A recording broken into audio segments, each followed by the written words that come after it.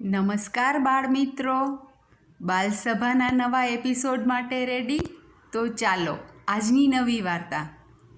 એક કઠિયારો હતો. એ જંગલમાં લાકડા કાપવા જાય. લાકડા કાપે અને એનું જીવન નિર્વાહ ચાલે. એક દિવસ એણે શું જોયું જંગલમાં ખબર છે? એ જંગલમાં ગયો ને તો એણે એક બીમાર એક શિયાળ હતું. બીમાર તો ખરું પણ એના બે પગ જ નહોતા અને સૂતું હતું ત્યાં ઝાડની નીચે. તો કઠિયારાને તો એકદમ આમ કરુણા થઈ, દુઃખ થયું કે અરે રે, આના તો બે પગય નથી અને સાવ બીમાર જેવું છે. આ કેવી રીતે શિકાર કરવા જશે? શિકાર કરશે નહીં તો જમશે શું? જમે નહીં એટલે શક્તિ ન રહી અને મરી જશે. ત્યાં થોડીક જ વાર થઈને ત્યાં તો એક સિંહ આવ્યો શિકાર લઈને. શિકાર કરીને આવ્યો સિંહ. તો સૌથી પહેલાં તો શું થયું, કઠિયારાને એકદમ બીક લાગી એટલે તો સીધો ઝાડ ઉપર ચડીને એણે શું જોયું, ઓલો સિંહ જે શિકાર કરીને આવ્યો હતો ને એમાંથી થોડુંક એણે પેલા શિયાળ જે બીમાર હતું ને, પગય નહોતો, એની પાસે રાખી દીધું. શિયાળે ખાઈ લીધું. સિંહ તો બાકીનો શિકાર એનો હતો એ લઈને જતો રહ્યો. કઠિયારાએ આ જોયું. એને એમ થયું કે આ બધું કોણે કર્યું? ભગવાન છે ને એ 100% કોઈ પણ બીમાર છે, અશક્ત છે કે કાંઈ પણ તકલીફમાં છે, કોઈ પણને મદદ કરવા કોઈ બીજાને મોકલી જ દે. શિયાળ ભૂખ્યું ન રહ્યું એ જોવાની જવાબદારી ભગવાનની હતી. ભગવાને એનું પેટ ભરી લીધું. બાકી તો શું કરે, સિંહ જ શિયાળને ખાઈ જાય ને, પણ એણે શું કર્યું, પોતાનામાંથી થોડુંક શિયાળને આપ્યું. એટલી બધી કઠિયારાને અંદર આમ અસર થઈ ગઈ ને કે ઓહો, ભગવાન તો છે ને એ બધાની મદદ કરે જ. એટલે કે હવે છે ને આજથી તો હું કાંઈ જ ખાઈશ જ નહીં, એમ જ ભૂખ્યો જ બેસી રહીશ, હું જોઈશ. એમ કરીને એ એક ગુફામાં જતો રહ્યો. હવે ત્યાં તો કાંઈ આવન જાવન હોય નહીં, કોઈ હોય નહીં. 1 દિવસ 2 દિવસ, હવે તો ધીમે ધીમે કરતાં તો એને એકદમ અશક્તિ લાગવા માંડી. પછી એને એમ થયું કે આજે તો હું હવે મરી જ જઈશ, હવે તો જો નહીં ખાઉં ને તો મરી જ જઈશ પૂરું. અને ભગવાન તો કાંઈ આવું સાચું છે જ નહીં, મને મોકલતાય નથી કાંઈ.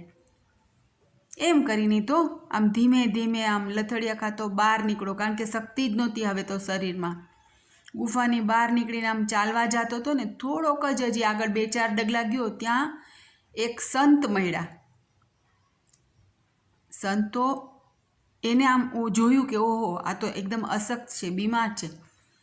એને એની પાસે ગયા. પોતાની પાસે જે પણ ભિક્ષામાં મળ્યું હતું એને પેલા ભાઈને ખવડાવ્યું, કઠિયારાને. પછી કઠિયારાને વળી પાછું એમ થયું કે જો આજે જો હું ન જમ્યો તો મરી જ જાત. મને મદદ મળી પણ ભગવાન કેમ આવું કરે છે? આવું મરવા આમ સેજ વાર લાગ્યું તો મરી જાત. પછી એણે આખી વાત પેલા સંતને કરી કે જો પેલો શિયાળ છે એ બીમાર હતો, પગ નહોતા, તો સિંહે આવીને એને ખવડાવ્યું. હું ગુફામાં 4 દિવસથી ભૂખ્યો તરસો બેઠો છું. ભગવાને મારા માટે કોઈને ન મોકલા, છેવટે મારે જ બહાર જવું પડ્યું અને ત્યારે તમે મને રોટલો ખવડાવ્યો. સંત કે તું સમજો જ નથી, ભગવાનની જે ઈશારો છે એને તું સમજો જ નથી.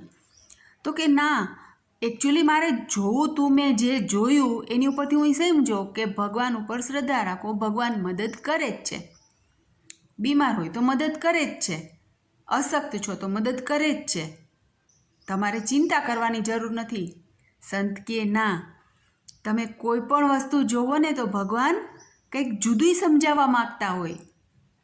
તને આ શિયાળ અને સિંહ બે એક સાથે બતાવ્યા ને, તો ભગવાન તને એમ સમજાવવા માગતા હતા કે સિંહ જેવો બન, બધા ઉપર કરુણા રાખવાની.